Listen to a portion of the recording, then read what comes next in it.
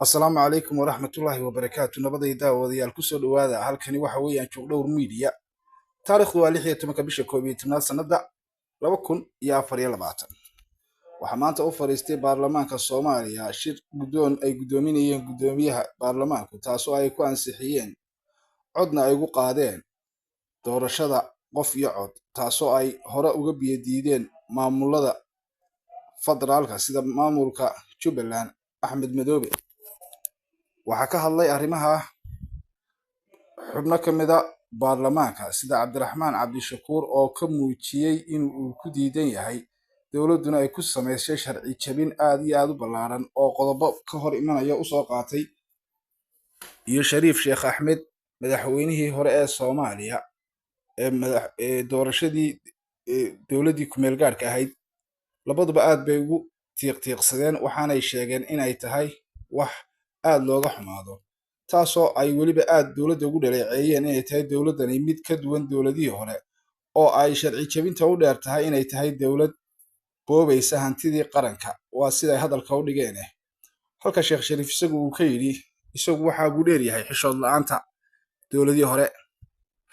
labada mas-uul ee hadlay labaduba waxay si qoto dheer isu daba taageen ugana hadleen inay tahay maanta dowladdu aanay noqon karin laguna gudbin karin doorasho qof iyo cod laguna samayn karin dalka, iyagoo u daliishaday marxaladaha waddanka uu maraya haatan, sheegayna inay tahay mid aan suuragal ahayn. waayo waa sababta ay yidhaahdeen waddanku dhammaantii ma wadaha amni.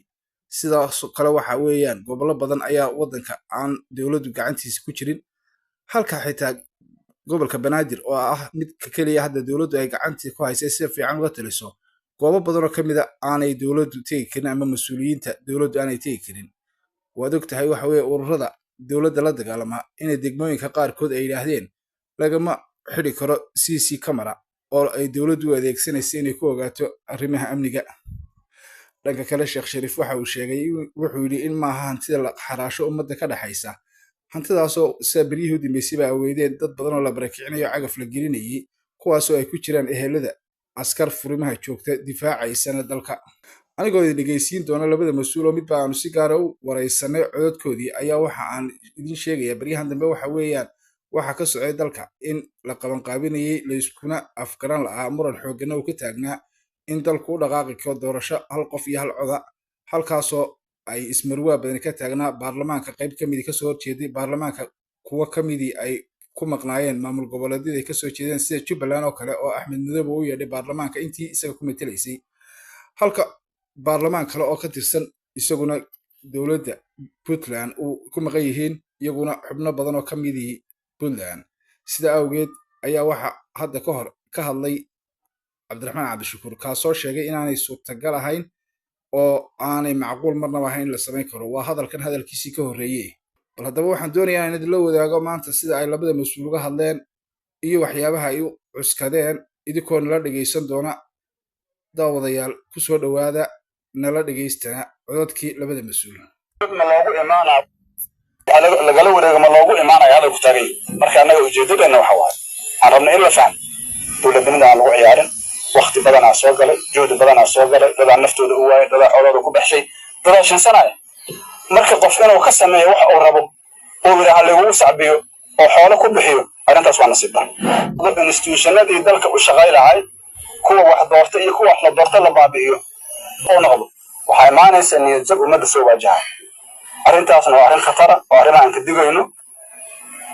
doorasha laga hadlaayo warkeeda iska daaya, war meesha dowlad ma loogu imaanaa wax lagala wareego ma loogu imaanayo hadalku taagan yahay. inaan fahmna waay taas. maxaa yeelay hantida qaranka qaar aan laba geli karanaa jira ilaa afti dadweyne ay gasho, waa xerooyinka ciidamada. kuwa kalena waxay leeyihiin procedure iyo nidaam loo galo, midna lama soo marin.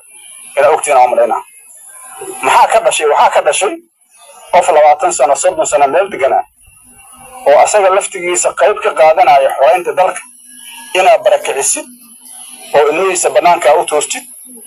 qof kale oo hantiyalaana oo hanti ka sameeya ka dhalatay qofka. waayahay warka ku xigay intaan isku iman doono waxaan idinkaga tegayaa saa iyo nabadgelyo fi amaan Allah. arrimaha soo socdana aan ka warhayno qof walba dalkaaga iyo dadkaaga adiga ale. Wasalaamu calaykum waraxmatullaahi wabarakaatuh. hala garab istaago nimanka xaqa u diriraya.